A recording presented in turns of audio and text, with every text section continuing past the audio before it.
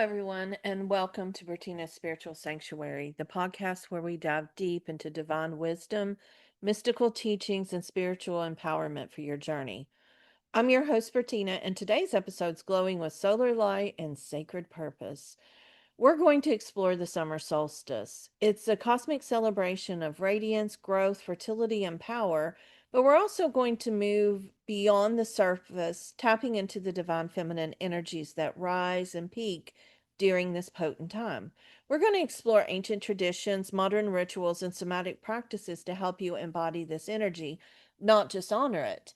And once you finish with this podcast, I'll be including a meditation for the summer solstice. So let's get started with a walk through history. Solstice is from the Latin solstitium, which means sun stands still. It's the longest day of the year when the sun reaches its highest point in the sky. Ancient civilizations across the globe honored this celestial event. Stonehenge in England is aligned with the sunrise on the solstice. Ancient Egyptians associated it with the rise of Sirius and the flooding of the Nile, which is a symbol of renewal. The Greeks saw it as the start of a new year and honored Cronia, a festival of equality and abundance. Now, the Incan civilization celebrated Inti Raymi, the sun festival, honoring Inti, the sun god. Slavic and Baltic traditions celebrated fire festivals, fertility dances, and water rituals as their way to honor the sun solstice. And in the Celtic wheel of the year, the summer solstice is Litha, a time of fire, magic, passion, and light. So those cultures may be diverse, but they share common threads. There's reverence for the sun, the land, fertility, fire, transformation, and the rhythms of nature. Now, spiritually, the solstice represents a moment of illumination, expansion, and rightness. The earth is bathed in light, symbolically, so are we. It's a time of climax, which was what was planted in the spring now reaches its fullest bloom. It's also the pivot point. After this, days begin to shorten, and the light is honored not just for its peak, but for its beauty. Ask yourself for a moment, maybe journal, write down in your journal, where in my life am I being asked to shine fully before surrendering to change?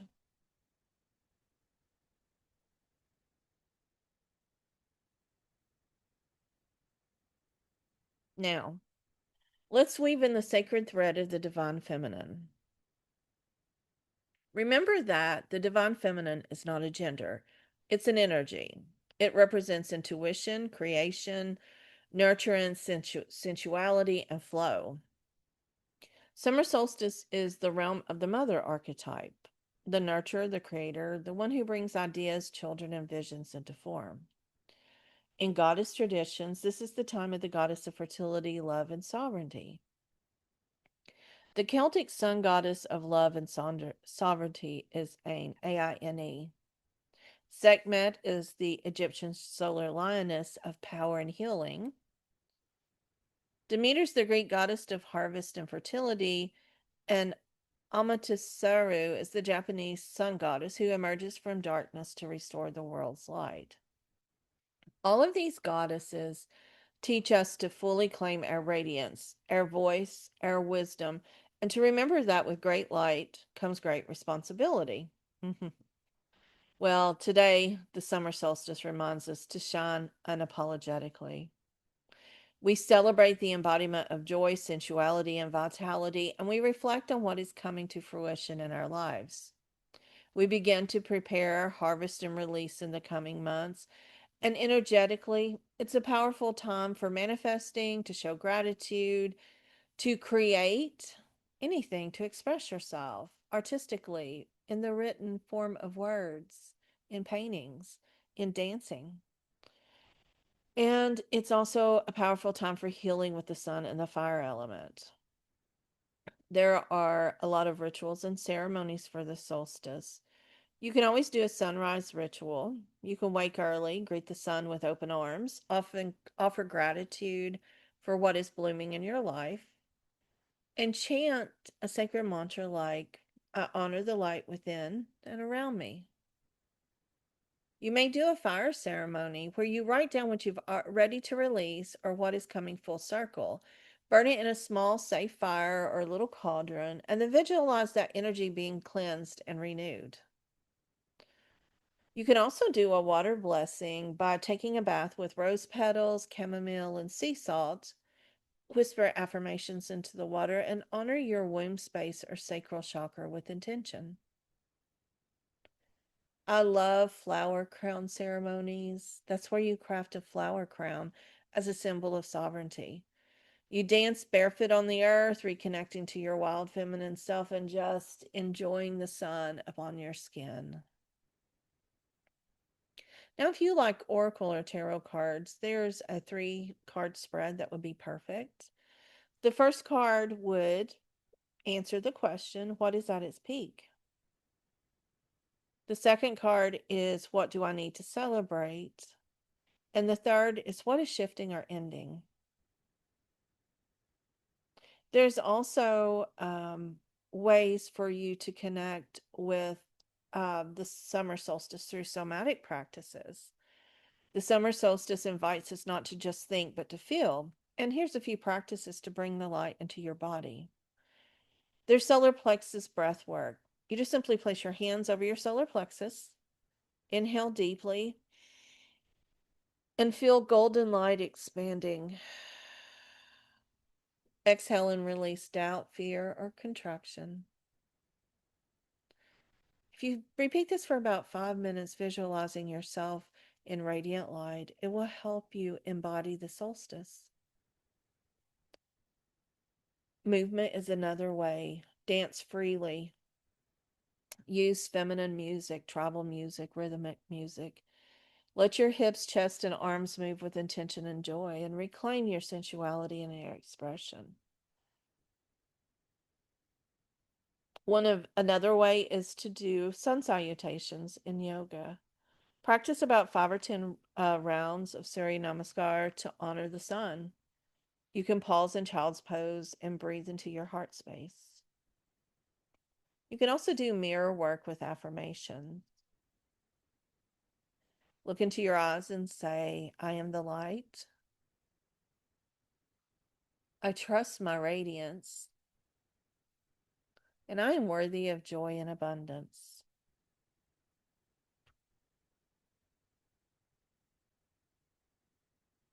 Here are some journal prompts that you can use in the morning time while you're sipping on your coffee or tea.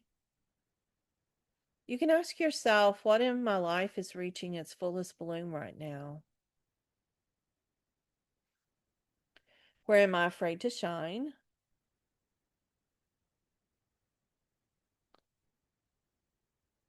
What feminine qualities do I want to embody more fully?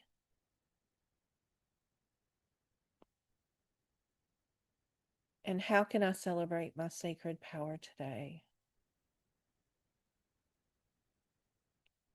Remember that I have a class on the summer solstice. I have a journal on Litha and the summer solstice on my website as well. There's this podcast that I will be placing into my website, bertina.org, and I will be doing a meditation afterwards. But most importantly, Saturday, wait, Saturday, next Thursday on solstice, and the following Saturday and Sunday, I will be at Cosmic Connections doing in person and distant solstice divine feminine healing. If you're in person, you'll receive the biomat as part of the session.